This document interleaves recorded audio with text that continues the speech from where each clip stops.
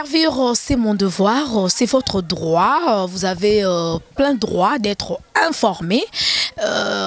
Merci déjà parce que vous êtes très nombreux devant vos écrans pour suivre cette belle émission. Moi, Betty Massengou, la journaliste internationale et professionnelle, je suis vraiment très heureuse d'être parmi vous dans vos maisons sans frapper la porte ni vous demander la permission.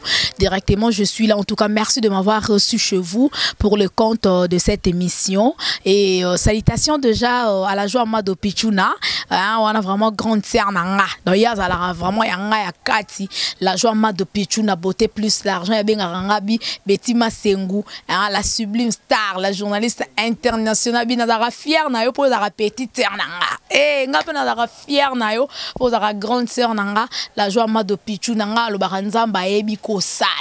Nzamba munene te menzamba ebi nde ko sala et le ba vienga dia dianga dios. Nzamba ebi ko sala po nzamba ebi ko kutanisa batu na batu ya malamu oyo deja ba ufungulela oje lokola ba la joie Mado Pichuna lokola ba Serge Julie Mindele na kata Suisse batu ba simba ka fondation Betty Massengou donc batu lokola ba ya Noël Kikiani na kata London wana donc motema ya maman Titi Kikiani batu bo commenter bolobi Betty Massengou o boa kama banga trop na boa batu po na raison bango ne ba soutenara fondation Betty Massengou de 1 bango ne ba soutenara Betty Massengou ba sabonaka yo pe so linga na boa kayo sabone soutenir Betty Massengou po pananga libanga ezalaka na considération makasi et donc et ça la bino pas cité ça la bino zouate donc pour eza libanga TV donc boyo kaka kombo chaîne na Betty Massengou libanga TV donc awa mabanga ezalaka permis awa dédicace ezalaka permis donc libanga TV toujours mabanga olingi babwa ko kayu ya munene wana babwa ka ozoka benga Betty Massengou, n'est-ce pas? Vous en avez besoin de promotion, il y a boutique, il y a salon de coiffure, vous en avez album na yo disque na yo Betty Massengou alobelango et yo kane simba benga numéro a Betty Massengou za affiché to salela promotion et koleka kitoko eloko na ekoyeba na monde entier ba koyoka yango donc salutations déjà à ma maman chérie maman Kati Bakisa maman Zala ou mela nzambe abatela yo pe pambola yo abatela biso pe bala na yo pambola biso pe donc merci déjà à l'ingénieur Dave Moubama les papas de Joyce Davline. L'actualité nous oblige, on ne peut pas s'en passer. Donc, bon rétablissement à notre artiste comédien. Vu de loin, il y a des lois, il y a des lois. Oh, déjà, à outil en direct des Soudaf. Afrique du Sud, Azanakin Awa, boyebi très bien que artiste n'a pas qu'elle se faire soigner. Déjà, Azan en bonne santé, en tout cas, gloire à Dieu. Déjà, il y a Azongi Nakin, Azongi Moussa na Libunze Zongi, li tama vraiment na mone Zongi. Ba photo papa Dave soki aux a la permis à Coco de l'Axabine ou soit na photo à miniature, il y a profil émission dans miniature émission au monde vraiment santé Zongi bien. Ça libiso qui toko makasi. Mais toi ebité batongo balinga artiste na biso pona nini. Nous sommes avec Anja Pilawa, Yazalaka vraiment invité na biso permanente. Donc elle est toujours permanente.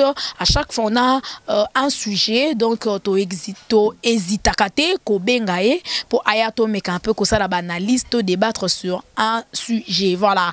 Anja Pilawa, bonjour. Bonjour Betty Massengou. Bonne santé. Santé bien. Voilà. En tout cas, nayoka ki na mwa kuku pour izalaka ya kuku na mpoasa karaza news de kina na kuku na mpoasa to bimisa balobi nayoka ki zobeta mwa lisolo ya de loin envie de loin oza ki malade maintenant aujourd'hui ça déjà à bonne santé et puis ça de retour na Kinshasa. Oui, vie de loin des gens na Kini a qui déjà soins médicaux et ça zonga qui déjà aza déjà na mabele azali mais eloko pasi kaka ke vie de loin ko utanae Afrique du Sud ko zonga na Kinshasa aye ko perdre bébé na utaki ko kufa.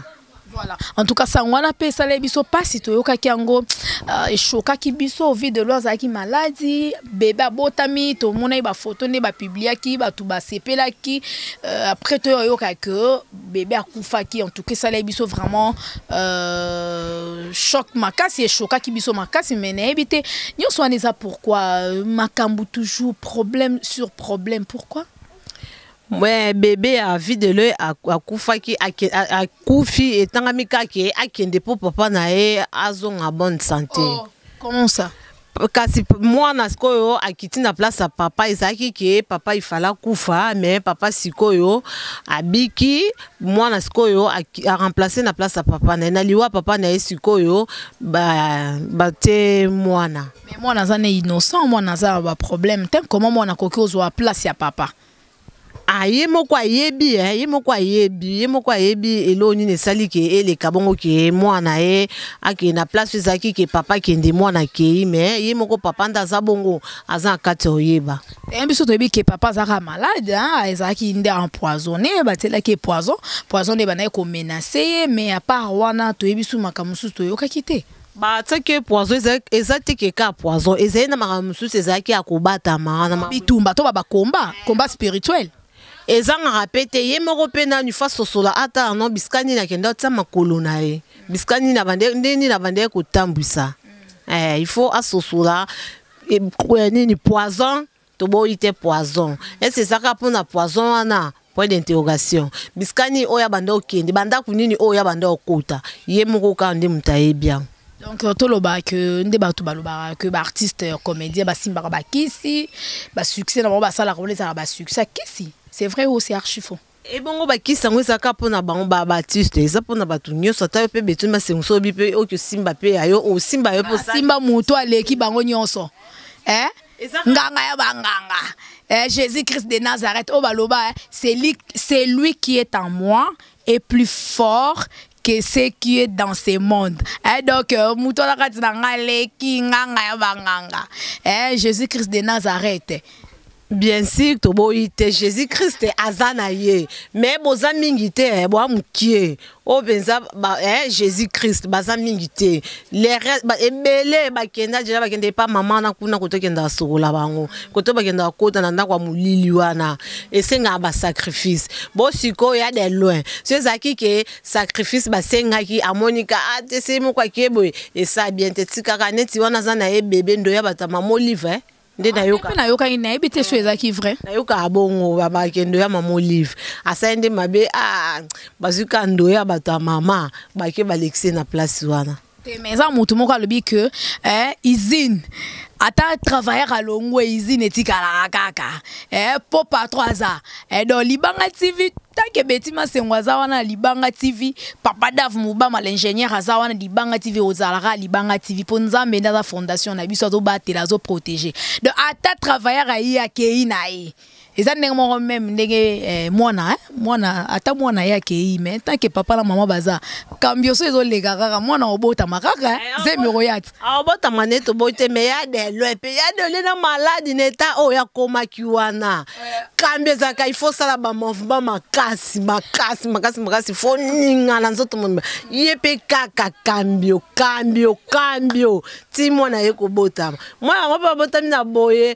ya de lo il faut lotika mwana zala bozi mwana boleki sembeka c'est bien te so cambio qui parara so mutama yo teke ya malembe bezala cambio faut sans autres za makasi pour moi c'est pensa sentir que na cambio il faut nzoto vomeza makasi au lieu tondi so lieu tondi te obeta cambio ndeni mo beta cambio te so ezolekela yo ndenge nini cambio salamaki mwana bima tandis que toyebaki artiste na biso azalaki un peu souffrant mais ngana yokaki babi poison ezalanga nango na makambo cambio te po wana ezana kata nzoto esa te pesa yo lembiso nzoto po okoka ko sepesa moi cité pour moi sabota te aban yo moko mona ki ba photo na ete mona ba photo video lenda zakiti eta wana ya koma ki na fasa ko konda wana konda ese likolo penza telema pa boy aza force azaki suna force te et essayer de équilibre zaki azaki comme tout moto ba tindi ka dans la théâtre dans ça toujours musana ya théâtre tout monde qui azo tourner ba nzonzing mais tina air mo ba akata ke banda tourner le soute abanda tourner le soute nso te banda da ko boya nzoto elembaki déjà lobaki mona na yaki tango nzoto eza mwa makasi azo forcer kambi ya ko forcer et on de mwana pesco ayaki. En tout cas, c'est l'ambiance de l'émission News des Kids avec ma Betty Vassegou, hein, donc la sublime star, hein, donc la maman de Joyce Daveline. Je suis là pour vous servir. Et surtout, salutation déjà, le bi Tommy, hein, mais ce Tommy n'a qu'à à Londres. Hein, donc, salutation aussi, champion Kaimbe na Kenya, Blaise Kava, Igwe, na Kata Kenya, on a chaleur, na pensée pe na bendicap on a grand frère na ngano wa bana na kata kolwezi na katanga wana donc ba lebi ba mbote belé mais ça eloko moko oyo to mona ba artiste on a biso comédien ba artiste comédien pour le to le belaka actualité o etali makambu ya théâtre on a biso théâtre congolais ba artiste comédien ebelé o lelo ba lebi musala ya théâtre zaki zundenge zaki ya kalate théâtre na kalezaki na ka comédie oyo seki Cécile mais lelo théâtre comme business to mona loka ba ça il le ba patron musala nyo surtout basala ezala kana lifuti na musala ya pambeza te musala nyo surtout basala ki futaka nango théâtre yango lelo théâtre komi komema batu bakenda ba poto ba wapi to somona bango aba tu ko tourner ba ni na bango aba uti Dubai eza mbongo eza te ke théâtre o eza ka ya kala to bando yo ka ba maboke o ya kala o ya lelo eza nde mona o ya kala wana te. Voilà, mais lelo plus tellement théâtre ça ko évolué tout le monde a même maman Olive Lembe azala qui première dame na biso hein donc les loto na maman Denise oui mais mingi ça ikara maman Olive talela biso likambo yo artiste comédien tant wana bon moi tout le monde a metanga kufi e comme rara maman Olive talela biso likambo yo neti maman Olive akoma lokwa maman Kunde Bembe oh aza maman sociale la mère des opprimés na ebité ezaka nini et puis kana ba comédien wana bango ba welela ba mibali eza bongo ba welela bango na bango ba mibali nde bat basala bango mabe ba yaka tout ça ba mitu oyebi déjà que mibale o Ange azaboye azala na gusta siko lisusu mobala bimina ngai akeli swaki olinga gusta lia boya gusta pe osani aboya te abimine tonga siko na yo yoka bongo moni ke esala moi bien te jalousie moko ezala na mo.